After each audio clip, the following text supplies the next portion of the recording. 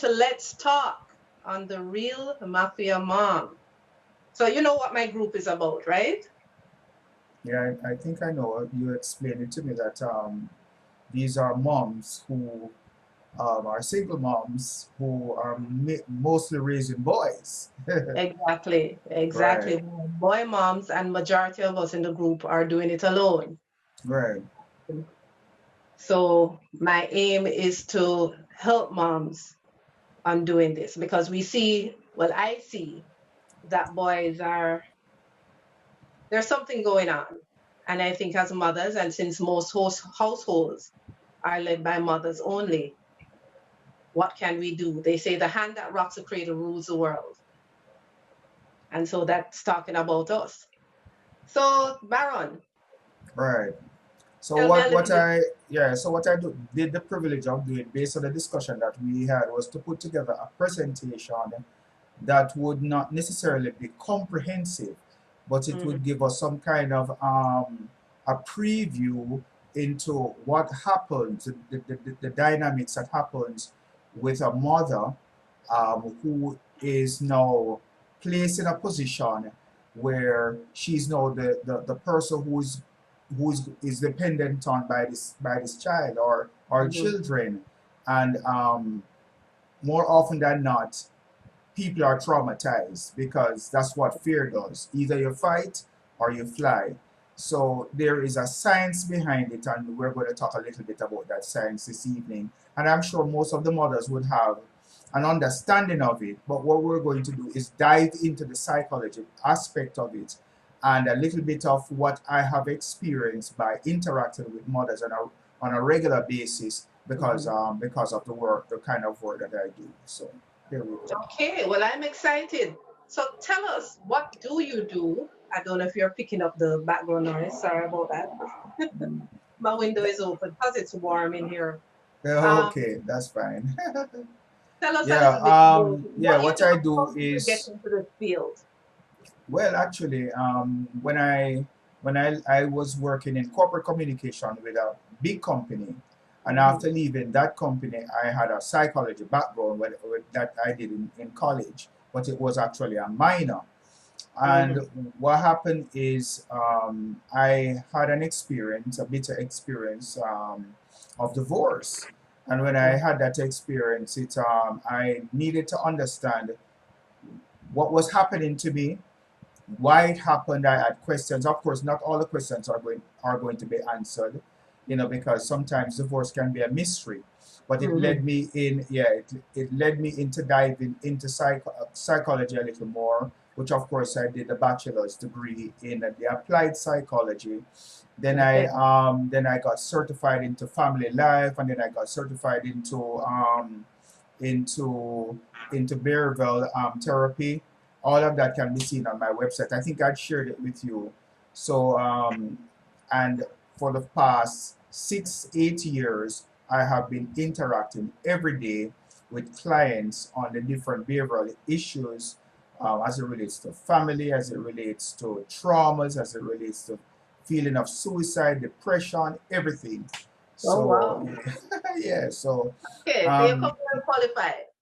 well, I don't know about that, but yeah, I have been learning a lot about people and their behavioral patterns. Yeah, Okay, that's good. All right, yeah. so let's dive right in. Should I start with my questions or do you want to start with the presentation We can first? start what way because at the end of the presentation we have question and answer. So I'm sure mothers out there would ask you a question and you can see it Mhm. in the chat or something. I don't Right, know, right. but right, and then after that we can take it from there. So I'll just press ahead with the presentation. All right, Okay. and I hope the presentation is educational for those who will be listening in. So here goes.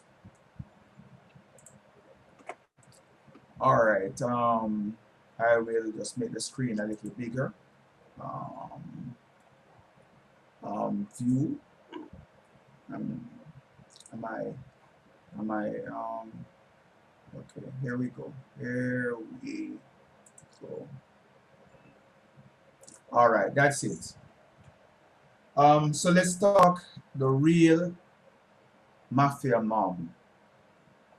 Are you with me? I'm with you. I'm right here.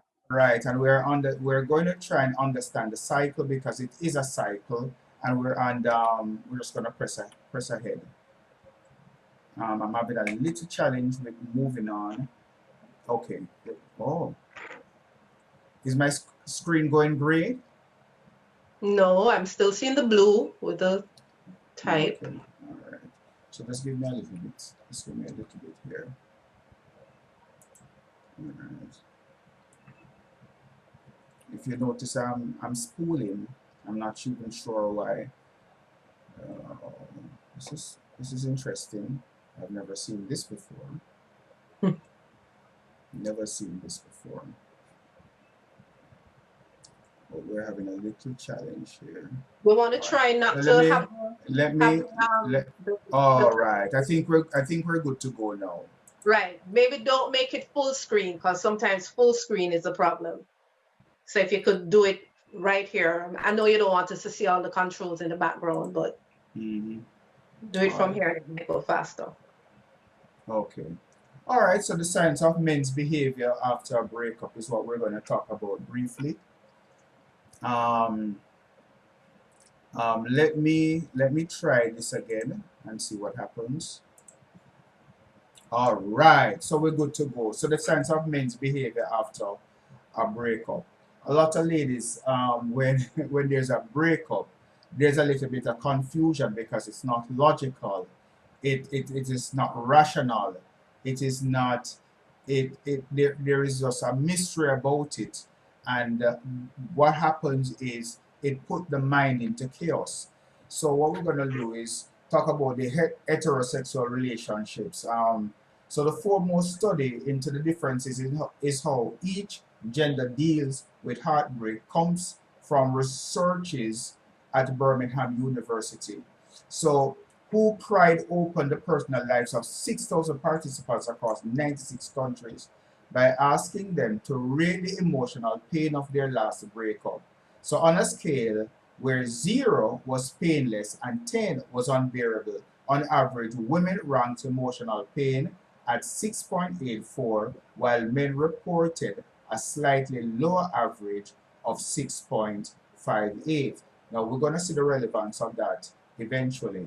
So, what we're going to do now is, and so the twist comes.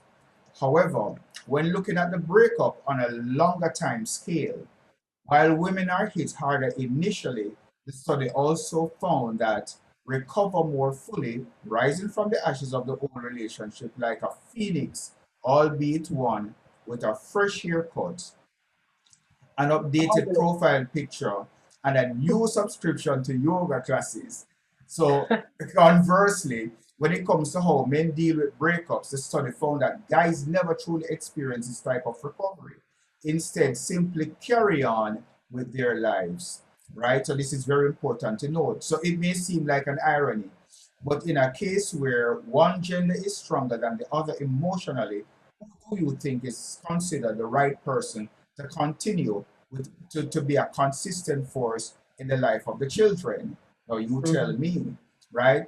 It is not by man's design, or it is coincidental that even the courts normally lean to the woman or mothers to be the caregivers of their children if there is a break or a split. So let's continue, right? So we're going to talk about women understand feelings a little more than guys do. So the Mhm. reason why women tend to sail into the sunset. All right, so we're going to look at it a little bit. So there are several reasons why women tend to sail into the sunset post breakup while men wallow in their underwear for months on end. So several studies into men's behavior after a breakup have found that a married man is encouraged by his wife to partake in healthier behaviors, such as quitting smoking and reducing the amount of alcohol he consumes. Post relationship, a man is likely to slide or nocidive back into the old bad habits, partly in an effort to rediscover his old single self. and in part to numb the negative feelings that naturally arise in the wake of a split. So, what do you think is happening here? And the dynamics I found very interesting after doing that particular study because beyond giving his liver a good kicking, a newly single man will also suffer from the loss of his spiritual woman, his partner. Whereas women tend to have a large, complex social support network within which they can share their grief, men's friendship network are, on average, much smaller and less intimate. Yes, All very right. true. So, right. So, in a study that asked participants who they would turn to first if they were feeling depressed, 71% of men chose their wives, while Wow. only 39% of women chose their husband as their go-to confidant. Can you imagine that? So let us. Not So surprised. that is correct. So we're talking about mother and sons. All right. So let us talk a little bit about that. Now we're going to talk about the good mother. Now, as the stereotype of masculinity in today's society dictates that men be aggressive, self-reliant, and conservative emotionally, males are discouraged from opening up to one another from a young age, and naturally this has a dire effect on how men deal with breakups. We all know this, right? So consequently, their partners soon take the role of listener in chief, the one whom all the man's worries, hopes, and fears are heaped. So when a woman leaves her partner, or the man leaves the woman, often she unknowingly takes his entire emotional support system along with him. And if he's the one that leaves, he is taking, he is leaving his emotional support behind. But a lot of men don't know this.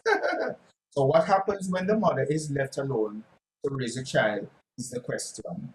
So, parents' lives change when their child arrives. A mother has to look after each need of her child and take care of everything related to the child. Also, Hmm. although all mothers are aware of their duties, it can become easier for mothers if they understand their roles and responsibilities thoroughly. A lot of times when you see women complaining how it's a lot of work and so on, sometimes it's a misunderstanding of what it is. Because remember, how society paint the role is that, and the mothers and fathers are important, but in a case where it's one or the other, based on research, it is believed that the child is better served being with the mother. So sorry, ladies, I know this is little difficult to swallow, but that is really based on research. So becoming a mother changes your entire life and lifestyle as well. So right from the time you become pregnant, you have to undergo different types of challenges and surprises. Knowingly or unknowingly, you constantly do a lot of things for your child. Let's continue. Parent life change when your child arrives. A mother has to look after the need of her child and take care of everything related to the child. I'm sure I spoke about that already. So what we're going to talk about is strongest emotional bond with the child. So a mother is the first one to know and connect with her child.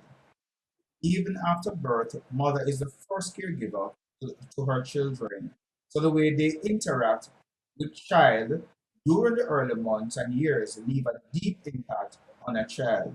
So it will get reflected in the social and emotional setting of a child in later years. So giving proper even environment for right development. Let's just look at that a little. So mothers are responsible for the environment that a child gets from the very beginning. Giving up space for movement, creativity, and play offers right environment for the child's development. Let's look at a mother knows her child more than anyone else. And that is true. So therefore, child's behavioral development is closely observed by her. Observing your child and listening to their voice gives mothers an impression of what's going on the inside of that child. Mothers can teach children how to trust and to be trustworthy. So once this is understood by children, they will be confident and emotionally secure. So be around your children when they need you and help them become better. Your unconditional love and support will help them improve themselves. And I know sometimes when it does happen that you're placed in a situation where you're a single mom, you start thinking about the financial needs, the security, and you start to think about all the needs. What what is important is your unconditional love. Focus on that Exactly.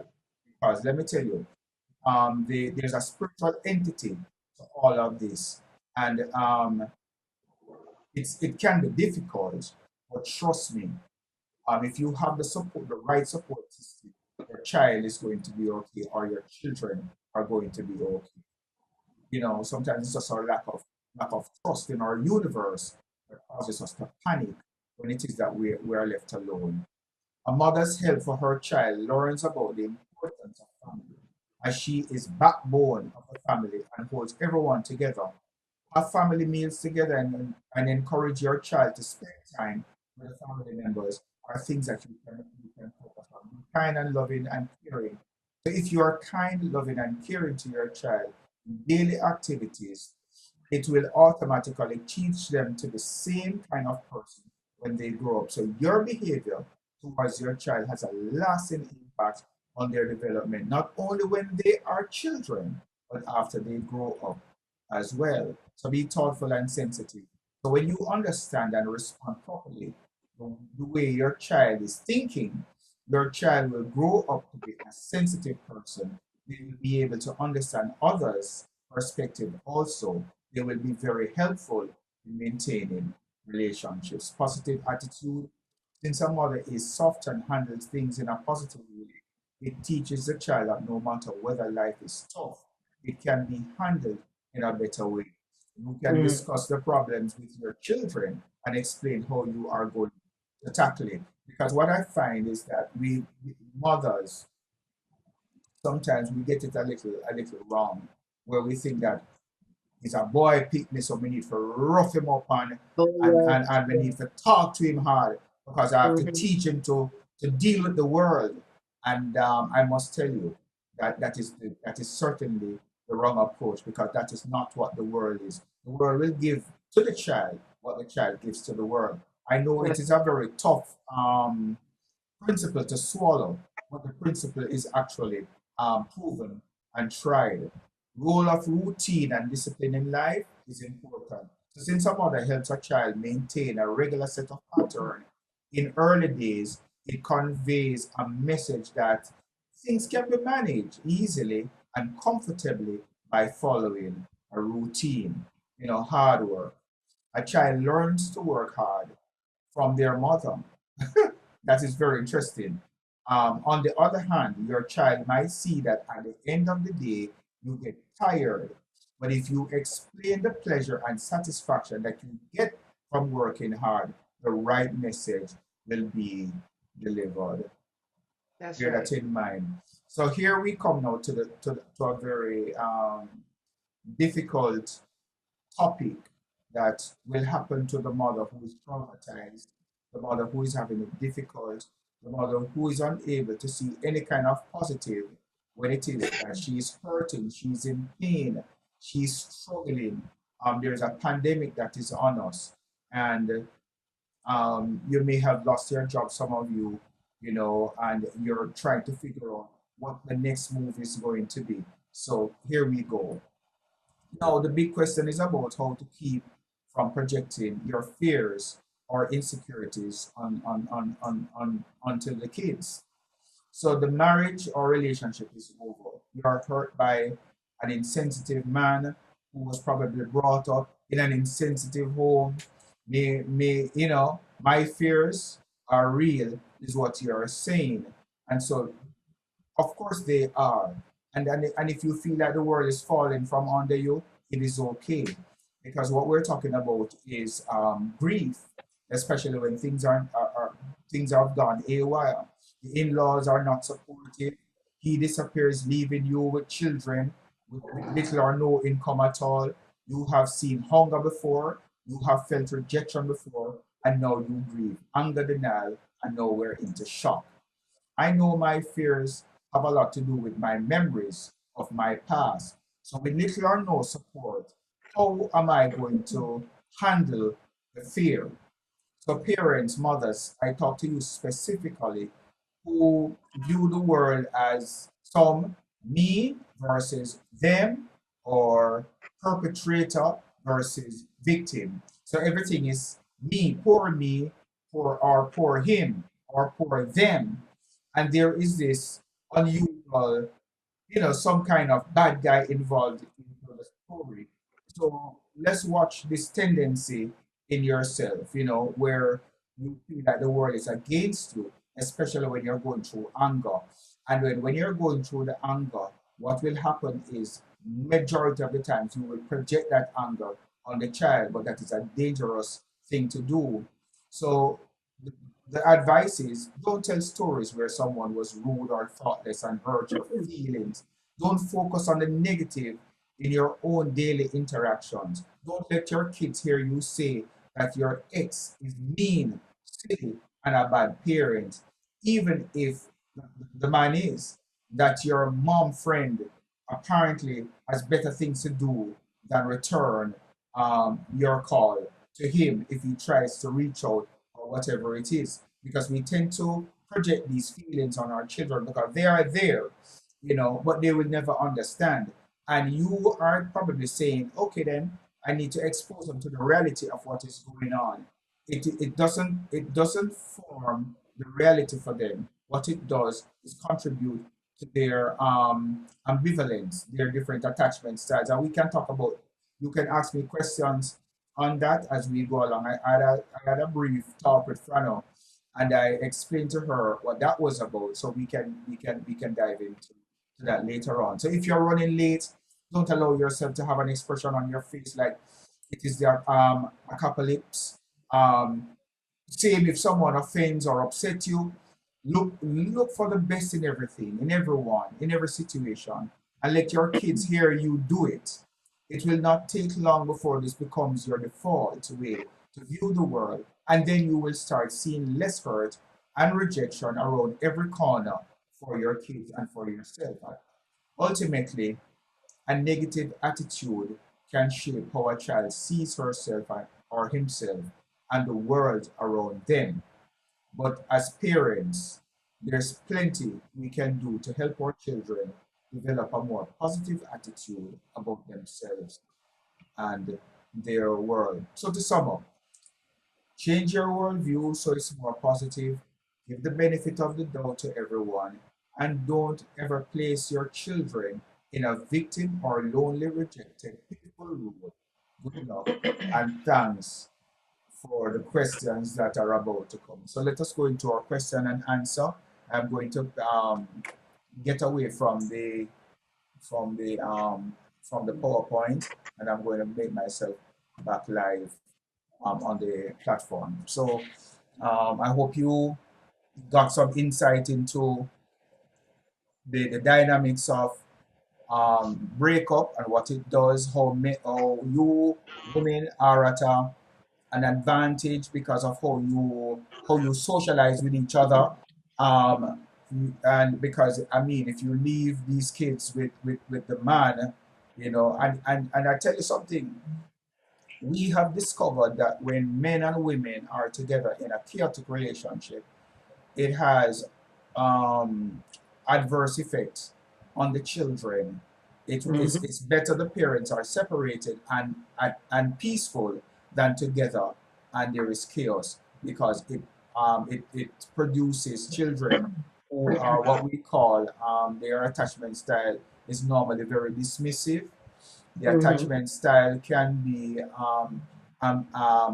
anxious, avoidant, and the attachment style can be ambivalent. What you want to do is to have secure attachment with your children, and it does not require two parents to provide secure attachment to children. So don't let anybody fool you that when one parent raise a child, the child is doomed to not be socially um, compliant in the society. Rubbish. It is your love, and it's better to give a child 50% of your love than him get than what he's seeing is ambivalence and chaos and fight and shouting and that kind of thing. Doesn't contribute to a rounded child. So mothers, you have an awesome responsibility, and you can do it.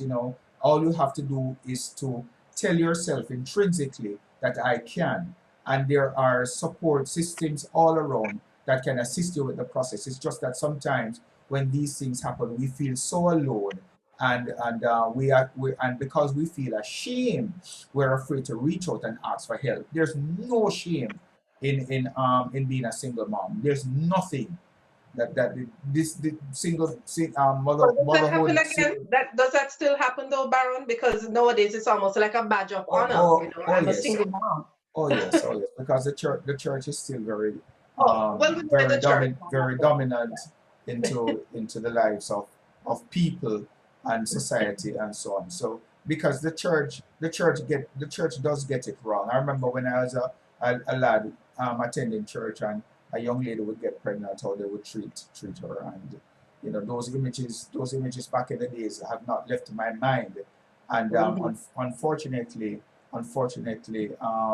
we still have those kind of issues, you Oh know. yeah. Well, when it comes to the church, they're still in the medieval ages because I remember being a divorced woman in the church. They really didn't know where to put me, Right. and divorced with kids. Mm. So, and that's why I had to, distance And myself yeah, because and the problem is societal, the problem is not even church. The problem is societal, because we sell the notion that when we're not complete, until we're married. And so that is true. what we do is when we get married, we surrender our identity. And so Hmm. when there is separation, we are lost because the identity is gone, and we have to now dig deep to find our identity, to find our place in society, and we can, and we normally do, you know. And it happens to the man as well. Yeah. When you lose your home and your family, it's difficult to recover from that. Mhm. The thing that men do, though, that gives the impression Yeah, that they there's act that, real stupid. huh? They Men act real stupid. Yes, they act stupid, because what they do is they leave they break from the family. If the wife leaves, or if they leave, what they try to do is that they put a band-aid on the hurt. Hmm. They find another partner Yeah. very very quickly. The Hmm. next thing you know, they and that partner will bring a child into the world, and then they're just not emotionally ready to give anything to that child, because they're hurting. And when you're hurting and you're not healed, then you're going to project your insecurity, and your innuendos, and your imbalance and your imperfections. You're going to Hmm. project them on the children, and it's very unfortunate. But with education, as we are on this platform, we can talk about it. You can ask your questions, and let's dive into it a little bit. I think Francine had said 8 o'clock, so Right. we have quite a All right. we have some minutes to talk Um, about it. so here is what. Oh, I thought their thing was still up.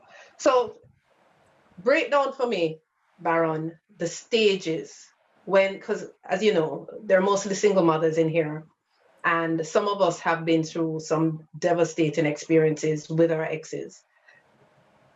Tell me, what are the stages we go through after a All right. relationship? When a relationship break, it's like a death, Mhm. right? It feels like a death. It's not death, but it feels like a death. And there are some stages that the mind will go through. It must go through to get to the place of healing. So Right. the first feeling that it will get is shock, right? So you will go into shock. So the brain is saying, really, is this really happening to me? No, this is not happening to me. um, this is just a temporary thing, and this can be fixed. right? And you expect the reconciliation to happen because normally when you're accustomed to somebody being in your life and then that person Mhm. step away from you, it you feel like what they would say, a fish out of water. Yep. So when the fish is out of water, he can't breathe. He's in. That is how that is what is happening to the mind, So, literally. question though. So, if And I am then the one ending the relationship, do I still go through that? you still The go shock? through, yeah, because what happened is you are ending the relationship because the relationship is causing you distress, Hmm. right? So normally when the person is still in your habitat, there is still that little word, hope. True. Most women break to say to the man, fix fix what you need to fix and come back. Hmm. That is how women break. Fix what you need to fix and come back. Of course, that never generally works. There are men who will go there and pretend to fix something, and then when he comes back, it's the same thing. Same So old. you have Mhm. so it's a recurring thing. That is not how you teach someone, or that is not the attitude that you should take when it is that you want someone to change their ways. You will have to exercise kindness and patience and long suffering and that kind of thing and so on. Mhm. That normally helps, but break don't normally help. And then if you initiate the breakup and he leaves, you're still going to shock, you're still going to anger, and you're still going to denial. It's a stage that is inevitable to every relationship, whether you are the initiator or or what they call it, dumper or Right. dumpy. Don't feel right. Yes, right. Um, I anger did. and the I don't think I was finished with the oh, stages. sorry. So we talk about the shock. Mm-hmm. We talk about the anger. We talk Mm-hmm. about the denial. Then we talk about the bargaining. Then some people after bargaining. So when it is that you're bargaining, you're saying, okay, fine. You know that he's away, you had some time to think about it. You say, no, I could have changed this, and I could have changed that. I never had to behave like this. I never had to behave like that. And the reality of the situation is you behave the way you behave. We can always think about not doing it, or doing this, or changing that, or changing that. But the reality is that it has happened already. So any kind of bargaining that you're going to bargain is not going to make the reality different. The Right. reality is that it breaks, right? But you go through the bargaining. And after you go through the bargaining, there are some persons who will go into a relapse. So what will happen after the bargaining is when they realize that, maybe this I made a mistake. I was stupid to have gotten with this person in the first place. How comes I never see the sign? Um, Mm-hmm. you know, um, I'm stupid, and you beat up yourself and that kind of thing and so on, which is of course unnecessary. You know, the fact that you fell in love with someone who is unable to reciprocate love to you in a healthy manner is not an indictment on you. Right. All right, so don't beat up yourself about it.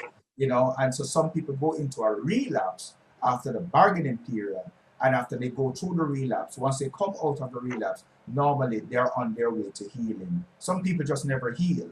But if they understand the process of the stages, then Right. they can heal, you know. So that is basically how the stages work. Okay. Yeah. But that stage, the stage of anger, um, Hmm. we've always heard the term, a woman is angry and bitter. So there are people who have never moved out of that stage. Am I Never. correct? Some people stay in that stage for a very long time.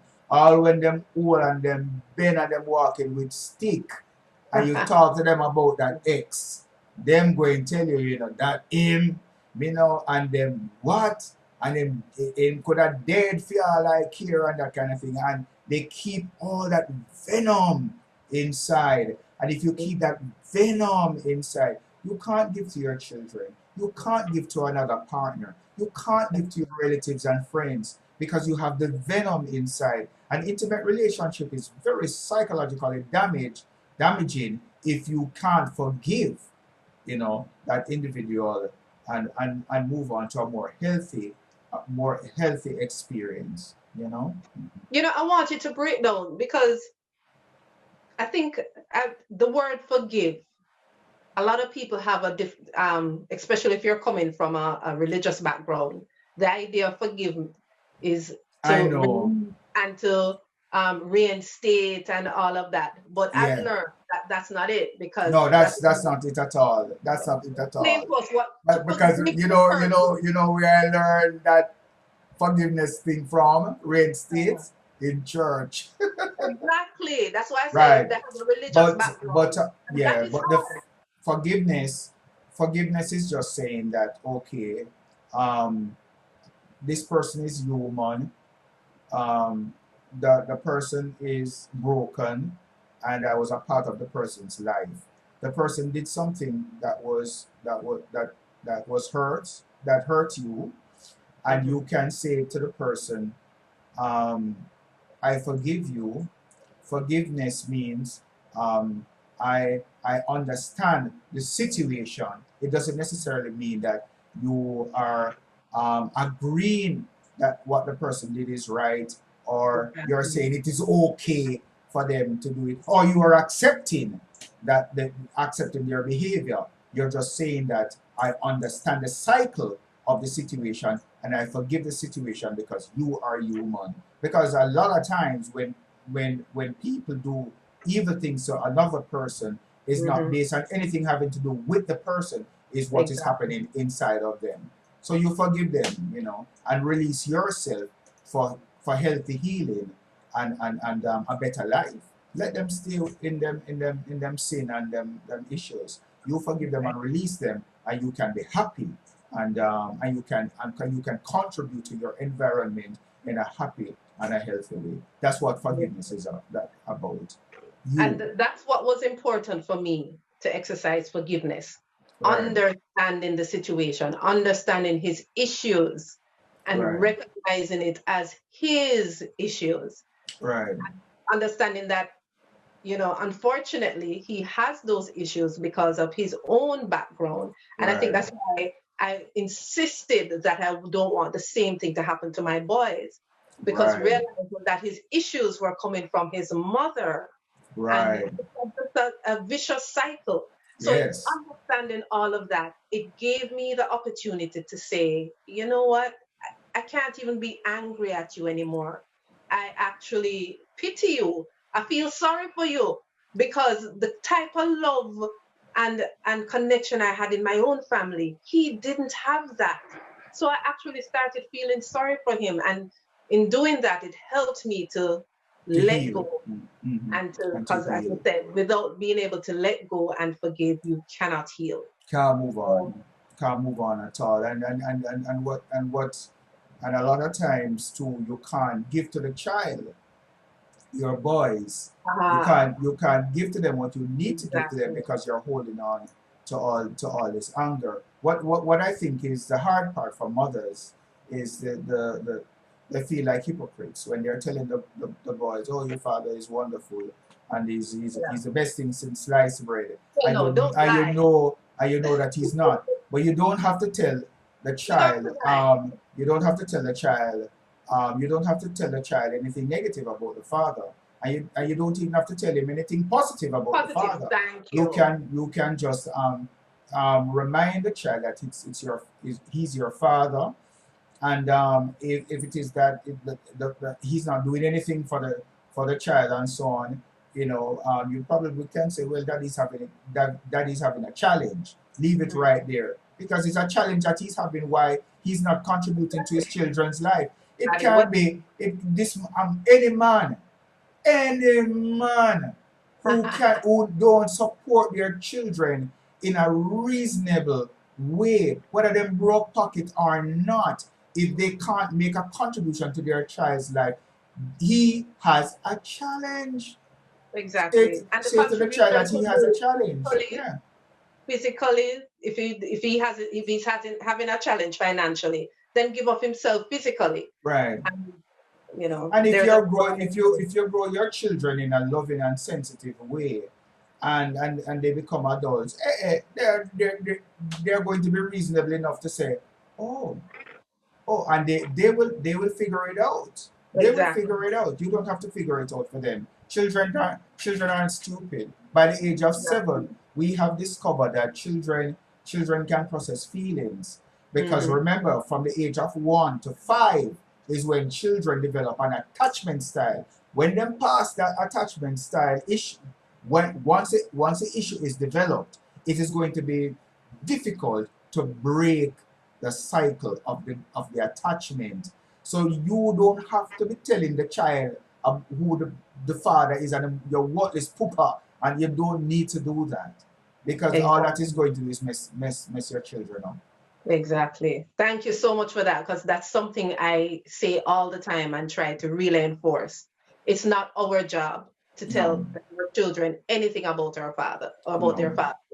They are getting older. And I'm using myself as an example. My Mm, mother, actually, she encouraged the relationship between my dad and I, between our dad, our fathers, and all of us. And he was present. He wasn't in the home, but I mean, he was there. We know him. He came and whatever, and he supported financially. That part was never an issue. But it's, as I got older, I realized that the man was a jerk. My mother didn't tell me that. I learned that on my own. You know what I mean? But Mary, we do have a question here. Let me yeah. read it. What about acknowledging that you might also be broken and you have to forgive yourself for allowing yourself to be in that situation? That is a wonderful question. Of course, we address it, but we never really said forgiving of self. But that is really Mhm. what it is. So the Yeah, forgiveness is not just forgiving the person. It is forgiving you for having forgiving yourself for mistakes that you will make too. Because we're mhm, human beings, we're not perfect beings. Our exactly. lives our lives are going to be a mixture of failures and successes and mistakes and triumphs, and it's all mixed up into everything. But it is what has created you to be the person that you are. I can't tell you the amount of mistakes that I have made. I've made a whole lot Don't of I know it? mistakes. Right. But those mistakes, I find, has led me to be compassionate, Yeah. because I can see myself in a person's position when they're experiencing certain things. And so it is no coincidence that I am a therapist. It's no coincidence that I'm a therapist. Maybe all my days as working in corporate communication, all my days of working at a printery, all my days at Northern Caribbean University. Some things never went well, some things did. I have had good experiences and bad experiences, has led me to where I am. Let Yeah. us celebrate. Let us celebrate our lives, mistakes and all. We're who we are, and we're alive. So let's celebrate life. You know? Totally agree. Yeah. So what I want to ask, is, so we've gone through the stages, we've forgiven them, we've forgiven ourselves. How is it that now I know that the next step, based on the conversation we had earlier, is that the next step is connecting to self. How do we go about connecting to self, to the road, on the road to healing? All right. So one of the things I find with us, and I'm saying us, is that because we measure ourselves against a standard, and the standard is normally very Hollywood. Yeah. We read movies. When we were young, the Harder Boys and the Mills and Boone. Hmm. I'm not sure what the kids are reading now, but what happened They're is, not reading, they're um, watching Netflix yeah, they watch Netflix, right? So what with happens, Bridgerton. right? So what happened is Hollywood, and fiction, set a standard for who we are supposed to be. Can I tell you, I think media is one of our biggest problems. I Yeah, think but media it's is one of media our has, biggest yeah, enemies. but media has its good and it has its bad. True. All right. Yeah, media has its good and media has its bad. You know, um, what we have to take into consideration is understanding that irrespective of what we think the standard is, we should not be afraid to face ourselves. When you Mhm. can when you can look at yourself and discover your truth, then that discovery will recover, and then that is your path to Mhm. self, right? When you can look at yourself and love yourself and accept yourself for who you are, that is a foundation for finding yourself. Because if you are afraid of listening, but remembering all of us have a conscious voice and we have Right. a subconscious voice. Mhm. And so that subconscious voice sometimes can be very loud. It can tell you, it can try to tell you who you are. The problem is some of us believe it. We believe the True. voice, and we tell ourselves, well, I am X, and we put ourselves in a box. And if it is that we're supposed to talk about ourselves and our failures and so on, we're afraid of talking about it because what it is doing is confirming who we are. But that is not what it does. It can't confirm who you are. You decide who you are. And the only way to find self is to face your truth, and then you will find self. It is not as difficult as they make it out to be. you know, I it's don't not think as so either. difficult. Right. But Mhm. earlier we talked about the difference between men and women in a breakup, and we find that usually the men are the one that rush into another relationship when his marriage or his relationship with his children's mother is broken. But Mhm. I find that there are quite a few women who do the same thing. Right. Personally, I don't think that is the best thing for her or her children. What would you say to that woman in terms of moving on quickly? Um, the thing is, as I mentioned before, we're socialized to believe that we're incomplete, right? When we don't have a partner on our arm, and we can't we not when we go to the movie We want to alone. belong. When we go to the movie alone, there is this feeling of something is missing. Mhm. If we go to a dinner function, where there are normally a lot of married people and couples, and we turn up there alone, they put the single ladies together and around a table by themselves, and that kind of thing and so on. And our relatives are constantly reminding us, so when you getting married, I'll get married. Yep, been there. So say I get old, Been that there. kind of thing. And so society has this way of subliminally sending a message that Mhm. something is wrong with you when you're single. So what will happen when a breakup happen is that if when a breakup happen, we want to prove to not only society, but we want to prove to ourselves that we still got it. And to prove that we still got it, we find somebody to hang on. Now the thing is, when you're rebounding, there is no way that your vision, and we're not talking about the eyes, we're talking about Mhm. your brain vision.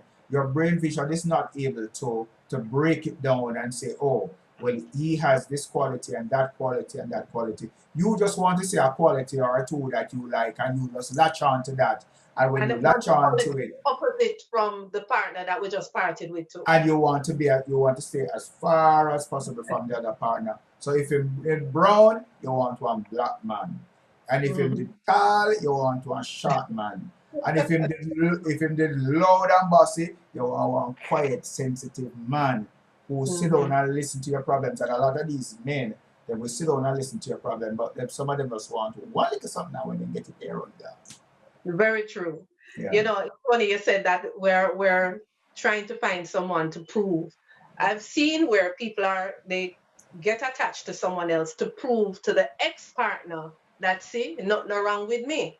One or two to fill that gap that is left Right. person that we just ended a relationship with. Yeah. And there's no and that is a myth because there's no gap to be filled.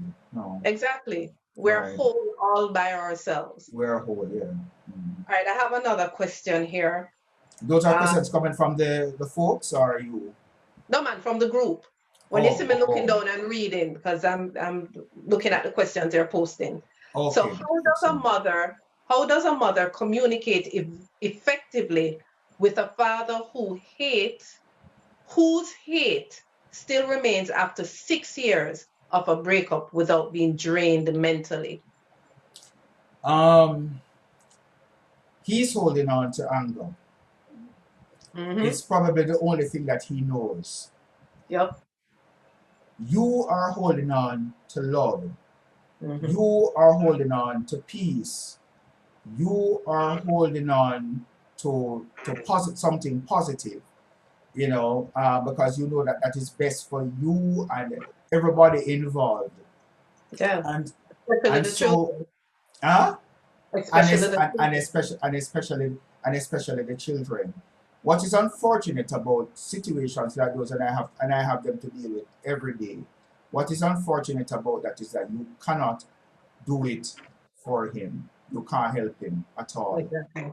You have a responsibility to yourself.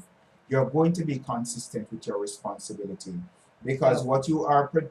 what you're doing, even if he's on his deathbed, he will be the one to say, the truth is, right up until the end, she was consistent and she is a good woman, Mm-hmm. right? So you don't allow people to make you angry and to turn your world upside down and you're in chaos and so on. And you don't have to break yourself away from because sometimes we think that the only way that we can avoid being around anger is to avoid angry people. You'll never you find them on the bus. You find them. They're everywhere. You can't Mm-hmm. get away from them. But just remember that you can build your aura. You can build your presence. You can build your environment in such a way that your love is what permeates others and not their anger permeating you. All right. That's right. Okay. The next question I want to ask you for those, if you don't deal with that anger, and I'm dealing with us women, and because we are the ones that are um, the primary caregivers for especially these boys, if we don't deal with that anger, how does it affect our boys? How does it manifest itself?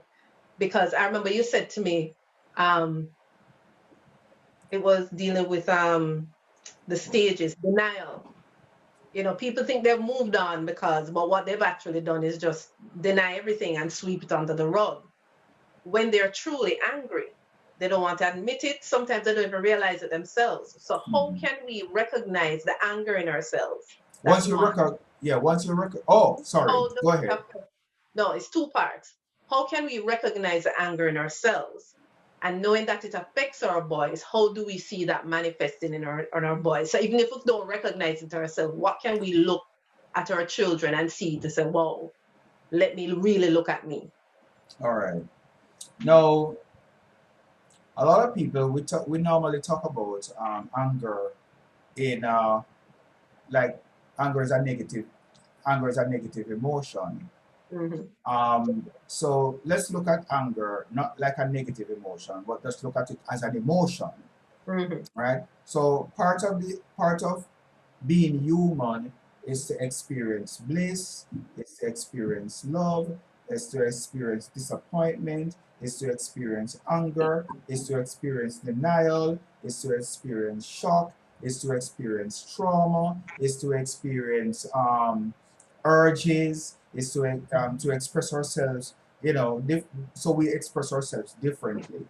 Now, what we need to understand is that when it is that we find that we are angry about something, it is to identify that we're angry about the thing. Don't push it under the carpet. Don't try to avoid it. Face it. Hmm. Talk to it.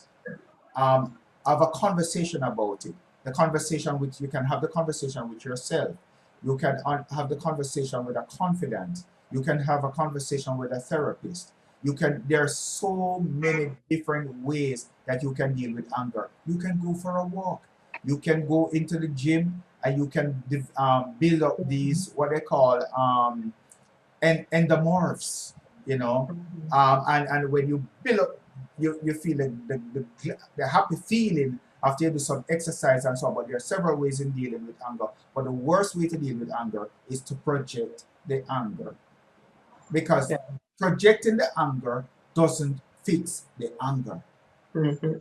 right? And once you have that understanding, you will understand that once you take the healthy way in dealing with your anger, your children don't will not have to suffer as a result of you being angry. So just remember that always, always. And let me tell you something, angry can lead to Alzheimer's. Mhm. Angry can lead to dementia. Angry can lead to liver problem. Mhm. Angry can lead to heart problem. And Angry cancer. can lead to tumor in the Yes. brain. And I Mhm. have a long list of things that anger does. Bear that Yeah, in mind. Let go the anger. Let it go. that's Deal right. with it in a healthy way. Deal with it in a healthy way. Don't carry it around. And you're going to always find something to get angry about. Don't worry about that. There is always something that is going to make you angry. But you find healthy ways of dealing with the anger, and you're going to be a much more content and happy person. I agree with you. Yeah, So, in wrapping up, Baron, what I've learned from you on the road to healing, one, we have to learn to let it go by forgiving, that's forgiving right. who hurt us, That's forgiving right. ourselves. That's right. Um, in doing that, then we need to connect to self, which is Yes. to find our normal may be different. And I think that's one of the things that give most people a problem, because now our normal is new. As a mother, now Mm. you have these children that you're doing it all alone. Right. And so that is going to be different from the situation that you're coming from. Right. Whether it is that you're coming from being totally single and can do all you want anytime, to now being a mother, which is totally Mm. consuming, or you are married or living with your partner and you had him there, as bad as him was, you had him there, and now you don't. You don't Right. have that other person. Right. Right.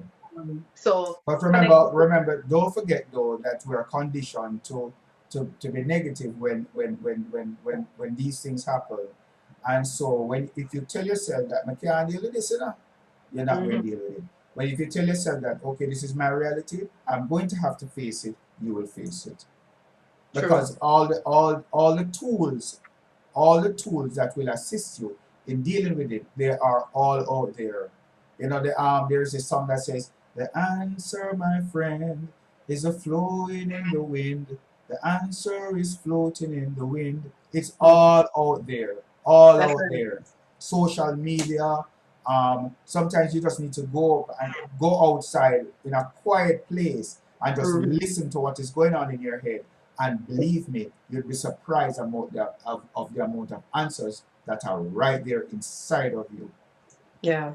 And I'm Apply glad you them. brought that up, Yeah, because we really need to be aware of the conversation we're having with ourselves. As you that's said, we right. tend to go towards negativity. And Right. sometimes we don't realize it, but that's a conversation we're constantly having with ourselves. Right. So we're really, again, it all comes down to connecting with self. All of that you Right. just said and what we're talking about. Right. Um, so connecting with self, um, understanding and accepting our new normal. Right. For me, I remember I, I was fighting it because I missed the old Fran, you know, and I kept reminiscing and mourning the old Fran instead of mourning and moving on. Or And embracing a new friend. Yeah. the day I let go of the old Fran and And embrace embraced a new the friend. new Fran, I realized this new situation is not all that bad. No, it These isn't. children are a As a blessing. matter of fact, it's not bad at all. It's not bad at all. Right. You know, Because yes, I I can remember because complain a little at the money situation, but really, it's not right. bad. No, You know, no. And you have and and you have two wonderful boys actually.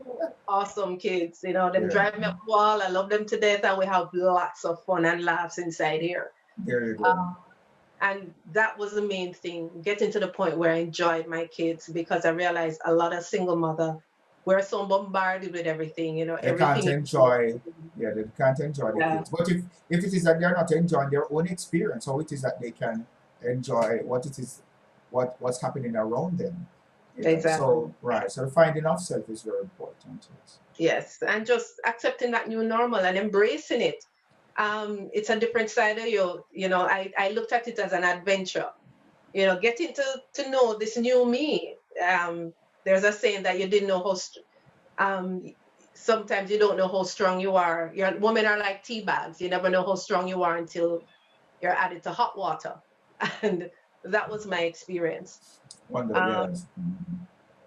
so with all of that, just what do you want to leave us with? I pretty much think we covered a lot of ground We did. tonight. We did. And my only thing is though is that irrespective of what it is that you are experiencing, know that you have the power to to enjoy, to be happy, to Yes. to to be positive, you Hmm. know, to spread love, Yeah. because that is really what it is about, you know. Um, I know COVID has put a spin on things, and Oh, yes. and sometimes, and we're so programmed that when it is that we look in our bank accounts and we see just a few dollars, and we see the bills coming up, light bill Hmm. and telephone and water and that kind of thing. Why should you smile? But yes, you can smile in all Yeah. the adversity. You still can find peace and Hmm. happiness in life. You True. know, And can I tell you, in the small things. for me, becoming a single mother and embracing this new normal has helped me to deal with change. So, yes, there have been moments when my anxiety level went up because of this whole COVID thing, just not being used to, I've experienced cabin fever every now and then because you know me, I'm an out and about person. I miss my crew, I miss hanging with them and, being able to laugh out loud. But I found other ways to do it, and actually, I get to do it at home with my kids. And so that is one good thing that has come from this whole experience, that I've learned how to deal with change. The Who Moved My Cheese. If you guys never read this book, you need to.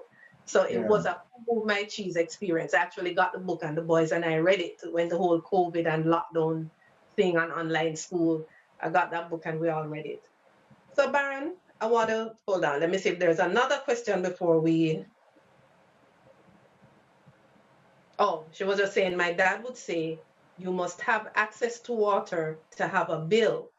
You must have access to light to have light bill.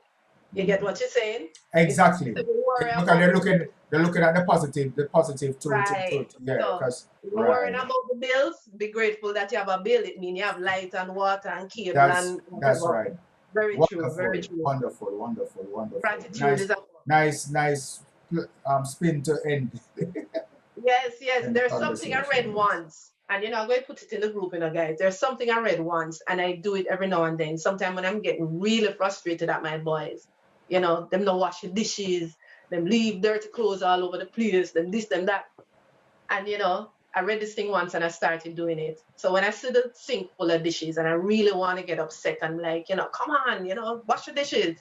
I look at the dishes and I said, I'm thankful that they're dirty dishes. It meant that we had a meal. When I said the dirty clothes, I said, I'm thankful for the dirty Wonderful. clothes because we have clothes to wear and it meant we were going somewhere to wear them. That's So right. I put a spin on it, which Yeah, calms man. me down to deal with the situation in a calmer way. Mm. Um, so once again, Baron, thank you very much. I You're think we're gonna welcome, have man. to come back and talk about some more. Yeah, man. Anytime. Just And let me for you know. guys, as you know, this is going to go into YouTube by tomorrow. The live will be there for you to watch who missed it. And drop your questions. Baron is actually in the group. So I'll nudge him if you have a question and make sure I'm coming in and answer. And I will leave Baron's contacts in the comments below. So if you need his services, don't hesitate to, reach out. All right.